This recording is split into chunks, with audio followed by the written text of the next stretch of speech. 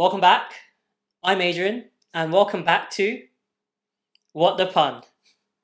So, for those of you that have been following the channel, you may be wondering why have I neglected any sort of updates on the Golf GTI project. And for those of you that are new to the channel, welcome. Just to let you know and bring you all up to what's been going on. Basically, I bought a very cheap Mark 5 Golf GTI, and obviously because it's very cheap, it's running a bit rough. So firstly, I need to fix it up, make sure it's mechanically healthy. Then once that's all done, I will bring on some modifications and obviously more power. So if you want to check out how far I've got so far with the project, then click up here, somewhere here, up here. So the reason why there's been no updates on the Golf GTI project, well, I was lucky enough to be one of the 600,000 that got pinged. And when I say pinged, what do I mean? I mean basically the NHS track and trace app. So literally days before I had some time off and planned some work on the Golf GTI, my phone pinged. So what that meant, I had to begin isolation for a week. So any plans I had, that scrapped. So nothing at all has continued on the Golf GTI. And also, if you're wondering, I'm fine, no symptoms. I've also been double vaccinated, so thank you for worrying. So whilst I've been on isolation, a friend of mine, let's just call him Mr. JF, capital J, capital F. So he messaged me when, as you do when you have friends. So, Mr. JF, pun, how you doing? Nothing. Bored, at home, isolating. How about some learning? Huh? Idea. To pass the time, find your footage from your first YouTube video and edit it pun 2021 style. So that was actually a very good idea. I really like it. And for those of you that remember back in January 2020, you might remember the first video I put on YouTube. It's a bit rough around the edges. Being my first video, I shot and edited everything on the video. Well, I still do anyways, but it was a huge learning process for me, and it was my first video ever that I put on YouTube, and I did what I could. So today, for those who haven't seen my first video, here it is again, redone with everything I've learnt up until now. So hope you enjoy. Hello everyone, my name is Adrian and welcome to my YouTube channel. It's a very cold January morning. It's currently around 8 in the morning. I had to spend a little bit of time de-icing the car.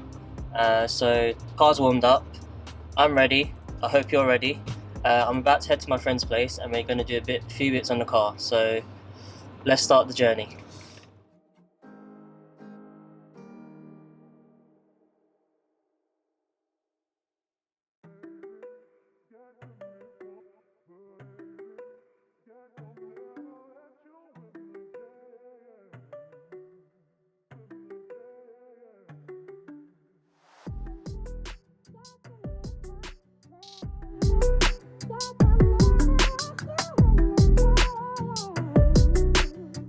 Guys, just arrived. Let me just introduce you to my friend over here.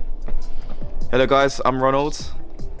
And what are we doing today, Ronald? So we're doing an interim service today on a Golf MK5 R32.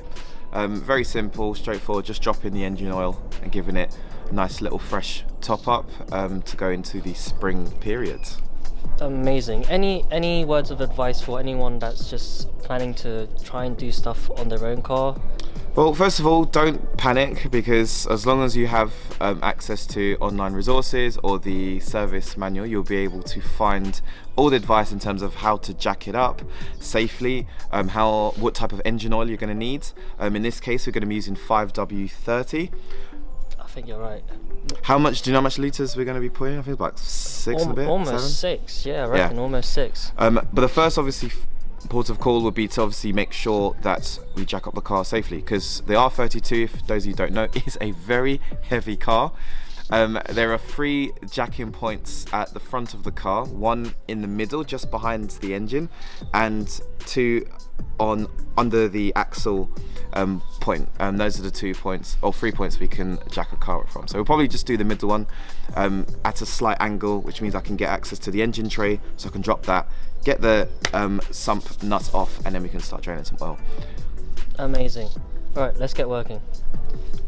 Cool. So you join us underneath the belly of the beast. A bit of a drama trying to get this jacked up. Basically, because the car is so low, a low profile trolley jack can't get under this lip bit here. So to get around that, what we had to do is we had to turn the wheel on full lock and get a smaller jack, which I just so happen to have, which most people tend to have in their garages, under the bottom drive arm. I forgot what the name is off the top of my head. Too early in the morning. Basically, I got it under the thickest piece of metal under the car.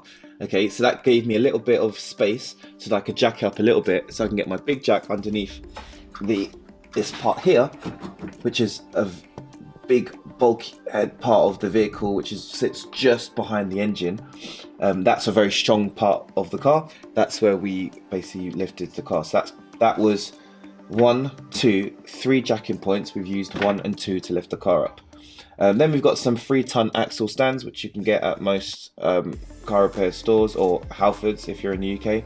And I've basically just got it under the lower wishbone. That's what they're called, lower wishbone. And that gives it a nice bit of stability so the car does not move. Gosh, that was brave. Yeah, very brave. All right, we've got underneath the car, obviously being a car from 2006, you're going to find a bit of rust and corrosion depending on where in the world it's been kept. We've got 1, 2, 3, 4, 5, 6, 7 screws ish that we need to take off. This is the engine tray, so this protects your car from all the elements like driving through puddles and stuff, driving through mud if you're that way inclined. Keeps the engine nice and clean. Once we get this off, then we can have a look and see what's going on underneath here. So be back in 2.6. Right, so after much messing around taking the bottom tray off, we managed to get to the engine sump plug. Yeah, this was on really tight, so whoever did it previously was some sort of Herculean strength. But this is where we're going to now drop the oil.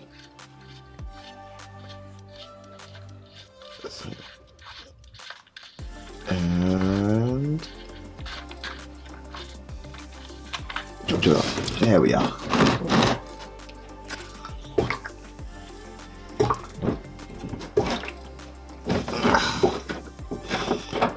There we are. So this is a Sealy 10 litre oil fluid drain. Absolutely invaluable, especially for these cars with larger engines, because they hold a crap ton of oil. I can't remember how much I picked this up for. I'll put the link in the description, but I did pick it up from, I think it's Halfords. You'll put the link in the description, yeah, Ronald? I will put the link in the description, yes. Okay, thank you. So yeah, a good thing to obviously have a look at when you're draining oil is what type of colour the oil is. And how are we looking? Looking okay. Usually if the oil is like a milky solution, like coffee, then that's not very good, because that indicates that you've got potential head gasket failure and water or coolant has gone into the engine block. But this one seems okay. What you have to always do, because I always forget to do it, is pull back a little bit, because as most of the oil is starting to drain, it just starts to flow over the edge.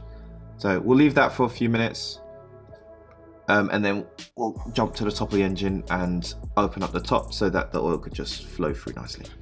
Cool, so one of the tips that I've learned from my days messing around with cars is, rather than, you've got a new sump bolt here, this is a 14mm, which is different from the OEM one that you get, which is a 19mm. My tutor always told me to put some old oil on the sump plug, reason being it makes a good seal so that when you tighten up the new the new bolt, it will make a good seal and not prevent any things from leaking out or dirt or anything like that. I think that's the logic behind it. One of the good things about this particular sump bolt is that it's got a magnet on the end, so that any kind of metal particles or anything like that that's kind of washing around the engine as the crank spins up and down will be hopefully will be caught in here, and that will hopefully reduce any abnormal engine wear. Finally got the oil filter off. What? But look at the state of the old one. This is probably over 2 years, I reckon, at a glance, because the oil is black as anything. This is literally breaking apart. Pun, if you show me what a new one would be like. Ta-da! Look at the comparison between the two. So the biggest benefit of obviously oil filters is that its job is to capture any impurities that are inside the oil.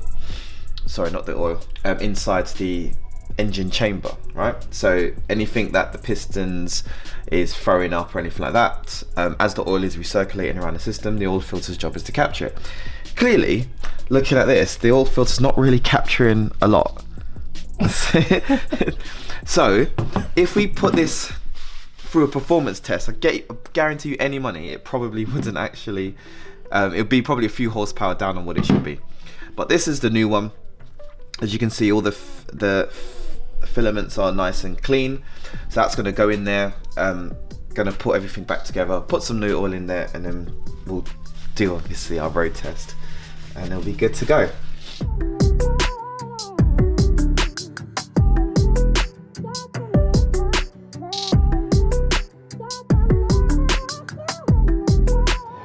Oil's changed, filters changed, and just to summarize what we've done so far and the challenges we come across, Ronald.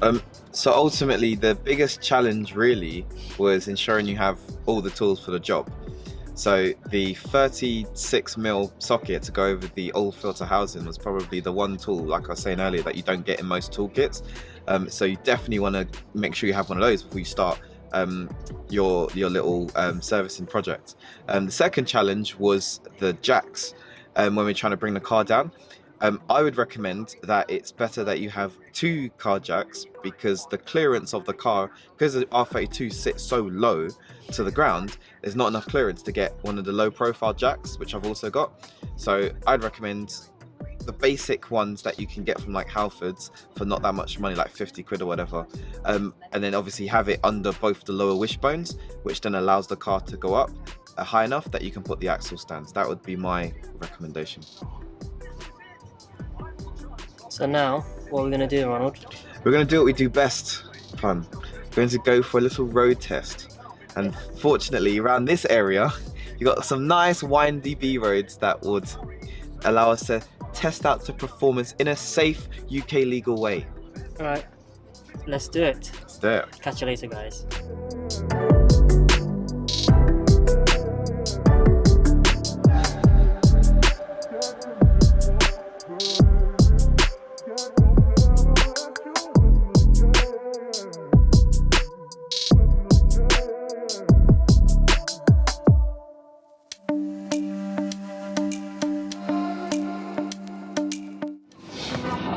Alright, so test drive's all done, and car's driving fine, smooth, had a look around, no warning lights, which is a good sign.